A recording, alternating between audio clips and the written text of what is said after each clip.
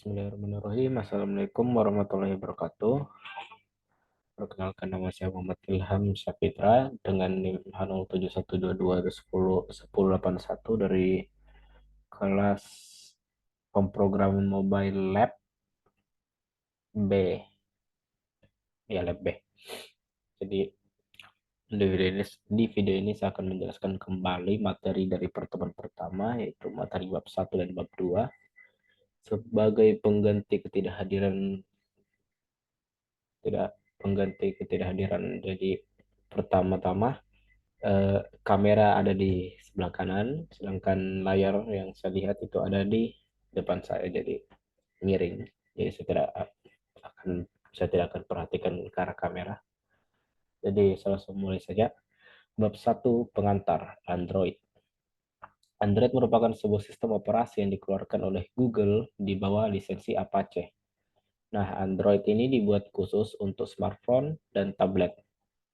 Alasan mengapa Android adalah sistem operasi smartphone dan tablet yang populer atau terpopuler malahan, ya karena sistem operasinya open source sehingga mendukung aplikasi pihak ketiga. Jadi karena itu ada banyak sekali aplikasi yang tersedia di Play Store yang bisa kita download atau bisa kita install langsung di HP Android kita, mulai dari aplikasi berita, aplikasi perpesanan, aplikasi meeting, aplikasi saham, aplikasi cari jodoh pun ada. Usai versi Android Alpha dan Beta dirilis, penamaan dari setiap tingkatan versi Android berikutnya menggunakan nama cemilan, sehingga logo dan nama versi OS Android mulai dari Android C sampai atau Android 1.5 identik dengan nama cemilan, mulai dari cupcake, donut, eclair, froyo, sampai Oreo dan pie. Namun, sejak versi Android 10, pemberian nama cemilan tidak lagi digunakan. Hingga sekarang, pemberian nama untuk versi Android terbaru itu menggunakan abjad dan angka. Jadi, sebagai contoh, HP Xiaomi saya yang dulu itu menggunakan versi Marshmallow, sedangkan HP yang saya gunakan saat ini itu menggunakan versi Android 14. Untuk cari tahu versi berapa Android yang digunakan, bisa buka setting, cari nanti buka setting lalu cari tentang perangkat ini. Terus untuk bahasa pemrograman digunakan sebenarnya bisa banyak, tapi untuk mata kuliah ini kita di sini menggunakan bahasa Java sekaligus karena itu memang yang ada di LPS. Terus bisa juga menggunakan bahasa lain seperti C++, Go, atau juga Kotlin, bahkan juga Flutter juga sudah bisa. Terus Android Studio. Android Studio adalah Integrated Development Environment atau IDE resmi untuk pengembangan aplikasi Android. Nah, IDE ini dikembangkan oleh Google dan berbasis pada IDEA sebagai IDE populer untuk pengembangan aplikasi Java. Dengan menggunakan Android Studio, developer dapat membuat aplikasi mulai dari nol atau dari scratch hingga dipublikasikan ke dalam App Store. Selain sebagai kode editor dan alat pengembang yang berdaya guna, Android Studio itu menawarkan fitur lebih demi meningkatkan produktivitas saat membuat aplikasi. Yang pertama, template, yang mana ini bisa dilihat pada ketika pertama kali membuat project baru. Di sana akan ditampilkan template apa saja yang tersedia. Jadi membuat project,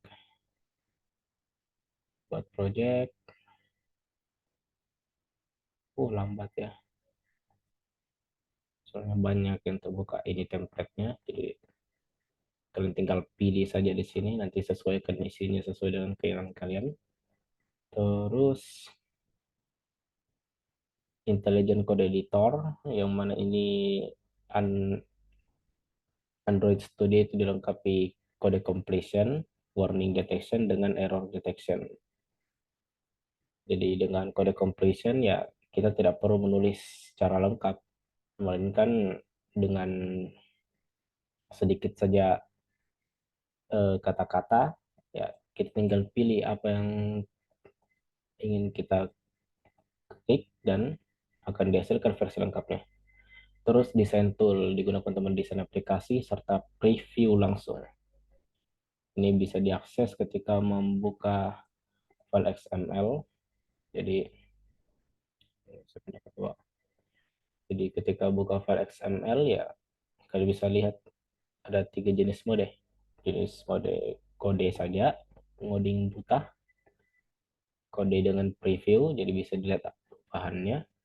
Terus mode drag and drop, tinggal drag saja komponen apa yang kalian perlukan, terus drop ke komponen tree.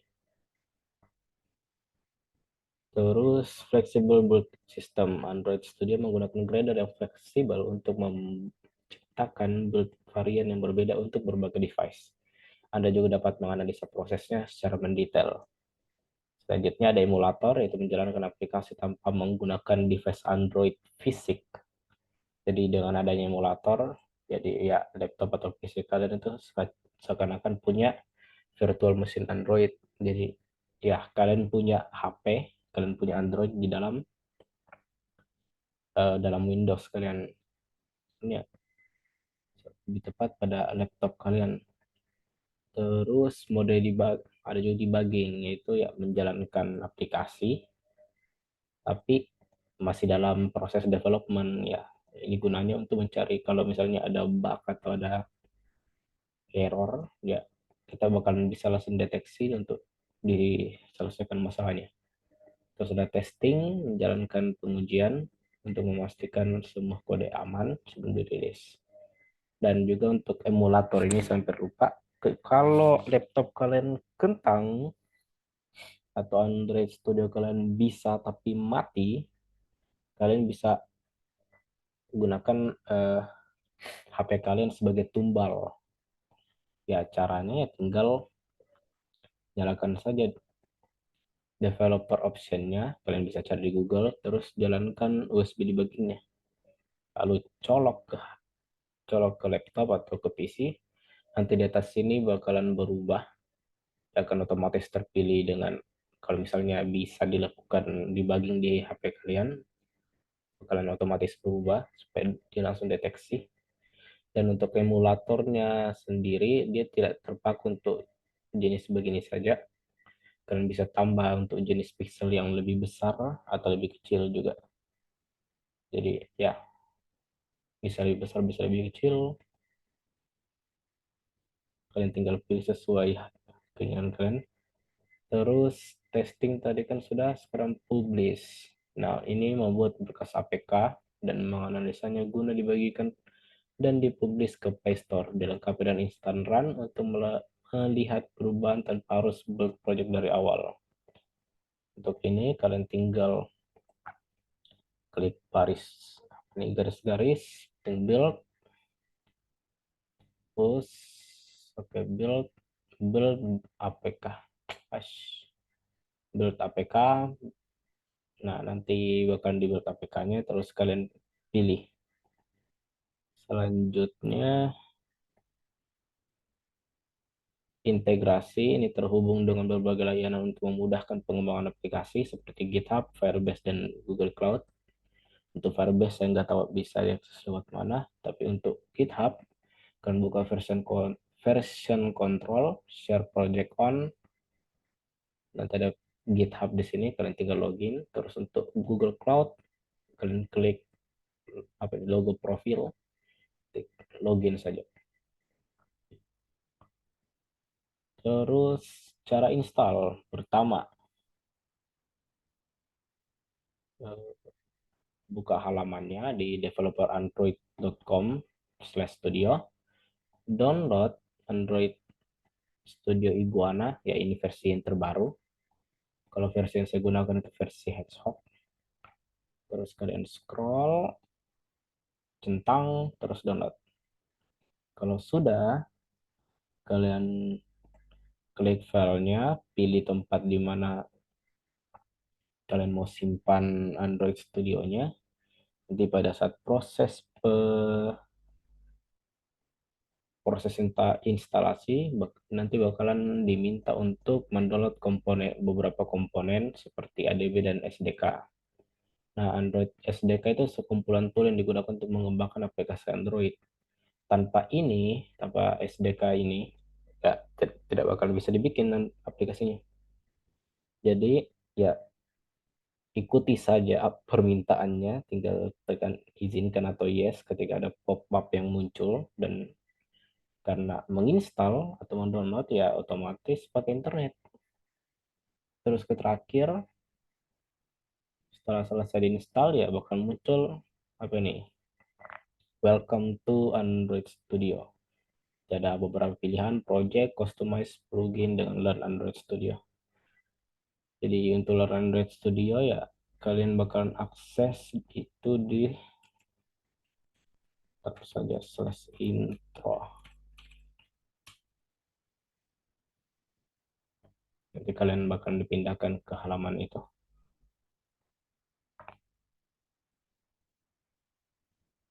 Terus masuk ke bab 2 bagian activity. Jadi activity merupakan public class pada aplikasi Android, di mana activity merupakan bagian terpenting dari sebuah siklus aplikasi.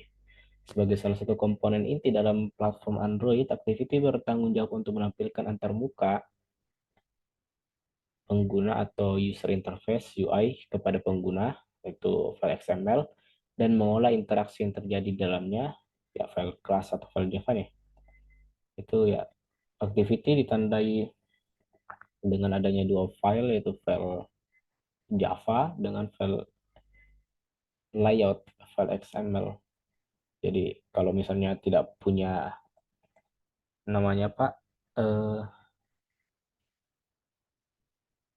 file Java, ya itu cuma sekedar drawable aja. Sekedar ya drawable atau apa namanya file XML doang gitu.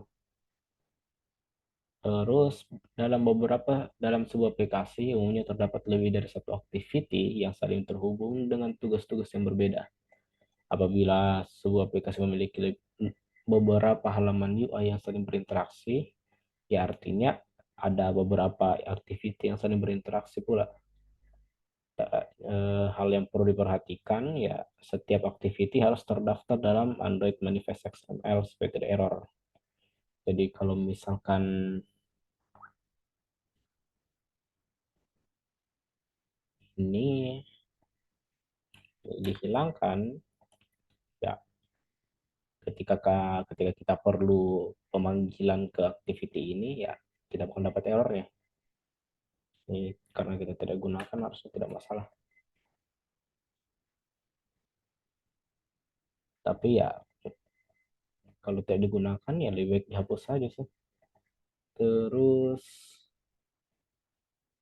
secara default ketika membuat activity baru, ya activity-nya akan terdaftar secara otomatis di Android Manifest XML. Cara membuat activity-nya, klik kanan package-nya, new activity, pilih template-nya di sini. Terus ya apa namanya? Kalau misalnya kalian mau ganti namanya ke bla bla bla ya silahkan begitu. Terus klik finish. Nanti bakalan terdaftar otomatis di atas activity yang terakhir ditambahkan. Terus ada lagi namanya activity life cycle. Life cycle merupakan urutan state yang menunjukkan proses atau posisi proses aplikasi mulai dari aktivitas diciptakan sampai dihancurkan. Untuk penggambarannya bisa dilihat seperti ini. Nah, dalam life cycle ini terbagi menjadi beberapa state. Yang pertama state create, itu method on create dipanggil ketika activity baru dibuat oleh sistem. Biasanya dilakukan inisialisasi. Terus ada state start atau on start, Untuk metodenya, dipanggil ketika activity sedang dipersiapkan untuk ditampilkan kepada pengguna tapi belum terlihat di layar.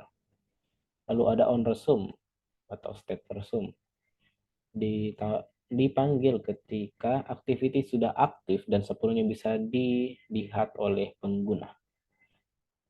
Baik setelah activity-nya pertama kali dibuat di atau activity kembali dari kondisi pause. Nah, selanjutnya ada state pause atau method on pause. Dipanggil ketika activity kehilangan fokus tapi masih terlihat oleh pengguna. Ini biasanya ya terjadi ketika kayak semacam ada notifikasi atau ada pop up yang muncul di activity kalian. Terus ada juga on stop atau state stop. Dipanggil ketika activity tidak lagi terlihat, tapi masih ada tumpukan activity atau activity stack dan bisa dipulihkan. Jadi sebagai konteks ya activity stop biasanya terjadi ketika melakukan perpindahan activity. Terus untuk activity stack-nya nanti akan dijelaskan. Terus ada lagi state restart. Nah, ini dipanggil ketika activity sedang dalam proses memulai kembali setelah sebelumnya berada pada state stop. Lalu paling terakhir on destroy atau state destroyed dipanggil ketika activity sedang dihancurkan oleh sistem. Lalu ada bagian selanjutnya last in last in first out, yang sebenarnya di sini harusnya lebih membahas ke arah activity stack.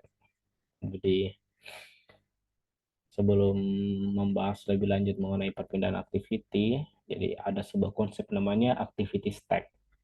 Activity stack itu adalah tumpukan atau stack yang digunakan oleh sistem operasi Android untuk mengolah activity dalam sebuah aplikasi. Dalam activity stack, setiap kali pengguna membuka activity baru, activity tersebut akan ditambahkan ke dalam stack paling atas. Sementara activity yang sebelumnya akan berada di bawah tumpukan. Ketika pengguna menekan tombol back pada perangkat activity yang berada di puncak tumpukan akan dikeluarkan dari tumpukan dan dihancurkan. Kemudian activity yang ada di bawahnya akan kembali ke foreground. Proses ini mengikuti pola last in, first out. Ya, seperti yang ada di materi, LIFO. Di mana activity terakhir yang dimasukkan ke dalam tumpukan akan menjadi yang pertama kali keluar dari tumpukan ketika pengguna menekan tombol back. Dengan demikian, activity stack pada Android mengimplementasikan prinsip LIFO untuk mengolah perpindahan dan navigasi antar activity dalam sebuah aplikasi. Selanjutnya, ini ada penggambarannya. Jadi bisa dilihat ketika aplikasi dijalankan, ya akan membuka activity 1 yang ketika button ini diklik, dia activity 1 itu akan masuk ke state stop dan dimasukkan ke dalam stack. Terus activity kedua terbuka. Activity kedua akan melakukan proses membuka activity, jadi on create, on start, on resume, lalu ditambahkan ke dalam stack. Ketika diklik back buttonnya, nah activity-nya itu akan masuk ke dalam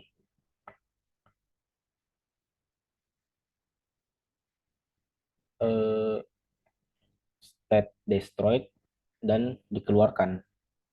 Harusnya activity-nya akan dikeluarkan dan masuk dalam state destroyed. Lalu pada gambar ketiga, ya karena kita pencet tombol back, kita akan kembali ke activity pertama. Jadi kita akan ambil stack yang paling atas, dengan stack 2 sudah dihapus. Jadi tersisa stack activity 1 dalam stack activity-nya. Kita akan lakukan siklus restart nih. Jadi kita akan masuk ke dalam on stop, on restart, on start, on resume yang ada di gambar diagram ini. Ya, lalu singkatnya ketika sebuah activity baru dimulai, ia akan ditambahkan ke tumpukan activity atau activity stack. Ketika pengguna menekan tombol back atau activity selesai dan dihapus, activity yang terakhir dimulai atau terbaru akan menjadi activity yang pertama kali dihapus dari tumpukan activity sesuai dengan prinsip LIFO. Selanjutnya, tampilan aplikasi atau layouting. Layout merupakan sebuah, ya apalagi kalau bukan UI atau user interface dari suatu activity. Layout di Android Studio yang Java, ya, dia menggunakan XML, Extensible Markup Language. Ini contohnya, contoh penulisan kodenya. Jadi bisa dilihat ada dua jenis penggunaan tag, hampir-hampir mirip dengan HTML. Jadi ada tag self-closing tag yang biasanya digunakan untuk komponen view atau komponen yang tidak memiliki komponen lain di dalamnya atau tidak menampung komponen. Sedangkan opening and closing tag yang biasanya digunakan untuk menampung komponen lain di dalamnya. Jadi ya normalnya ini digunakan untuk layout. Nah, karena ini bisa dilihat contohnya, jadi linear layout menampung text view. Text view tidak menampung view lain, jadi dia self closing. Terus karena ada dua jenis tag, ya berarti ada dua jenis komponen. Yang pertama komponen view, yaitu self closing tag. View adalah elemen dasar yang digunakan untuk membangun UI di Android. Ini termasuk elemen text view, image view, button, dan banyak lagi. Untuk text view, ya kita bisa mengubah atributnya dengan format seperti ini. Android, property name, terus value-nya. Ini formatnya. Jadi text view, Android sebagai namespace-nya, layout width sebagai atribut, match parent sebagai atribut value.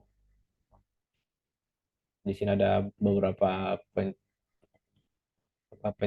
kategori khusus, yaitu untuk menambahkan ID, taruh add ID, terus sembarang nama ID-nya. Terus ada juga untuk memanggil value yang ada dalam folder resource, seperti string, color, dimensions. Untuk bagian itu kalian bisa akses di resource manager. Di sini bukan cuma 4, ada banyak sebenarnya di sini. Jadi ya, kalian bisa lihat dari sana, kalian bisa tambahkan. Terus jenis komponen kedua itu view group. Itu sebuah kontainer yang menampung lebih dari satu view atau view groups itu sendiri. Maksudnya ya layout vertikal bisa menampung beberapa layout horizontal. Itu contohnya. Jadi view group contohnya ya linear layout, relative layout dengan constraint layout. View group dapat mengatur posisi, ukuran, dan interaksi antar elemen UI di dalamnya, serta dapat memiliki properti tata letak seperti margin dan padding. Selanjutnya ada ukuran view. Untuk sebuah view ya harus memiliki ukuran, ini panjang dan lebar atau isinya lebar dan tinggi. Ya bukannya lebar dan tinggi itu sama ya.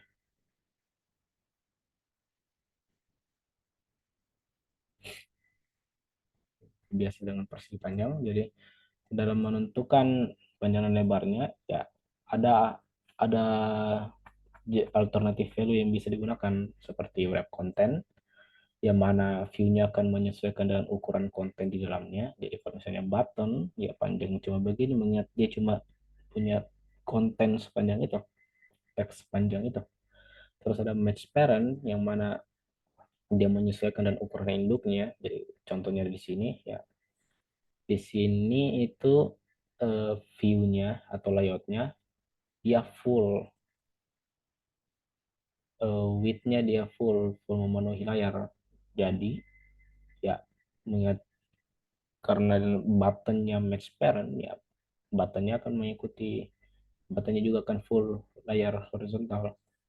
Terus ada juga fix size, ya ukurannya kita sendiri yang tentukan, bisa pakai 0 dp, bisa juga sampai ya berapa 100 dp, terserah kalian. Terus ada padding dan margin, ya ini konsep yang tidak asing lagi. Padding untuk mengatur jarak tepi dalam, view dan kontennya, dan bisa diakses menggunakan atribut padding Android titik dua padding dalam file XML. Terus ada juga margin, yaitu untuk mengatur jarak tepi luar dari view dengan tepi kontainer di sekitarnya. Oke, ini dapat kita manipulasi dengan menggunakan Android titik dua layout margin dalam file XML. Terus yang terakhir satuan ukuran. Dalam platform Android terdapat beberapa satuan ukuran yang digunakan. Yang pertama, SP atau Scale Independent Pixel. Ini digunakan untuk ukuran teks, tapi diskalakan berdasarkan preferensi ukuran font pengguna. Jadi tergantung bagaimana settingannya di HP-nya ya, dia bakalan sesuaikan. Terus ada juga density independent pixel, digunakan untuk semuanya selain ukuran teks, karena ya ukuran teks sudah dipegang sama SP. Dan yang terakhir ada pixel, ya menggunakan ukuran sebenarnya dari layar. Jadi ketika kita kerja di HP yang misalkan kita kerja di HP, ya dia kan tampilnya sempurna. Tapi ketika kita kerjakan di dalam tablet, ya yang kita kira awalnya sempurna ternyata ukuran hasilnya bakal lebih kecil karena ya diambil betul 200 pixel, sedangkan pixel dari tablet jika ya misalkan dia 3 kali lebih panjang, ya dia tidak bakalan sesuai. Makanya penggunanya tidak disarankan karena ya hasil ukurannya berbeda. Ini ada juga contohnya. Jadi ya kayaknya kayaknya itu saja. Sekian, terima kasih. Assalamualaikum warahmatullahi wabarakatuh.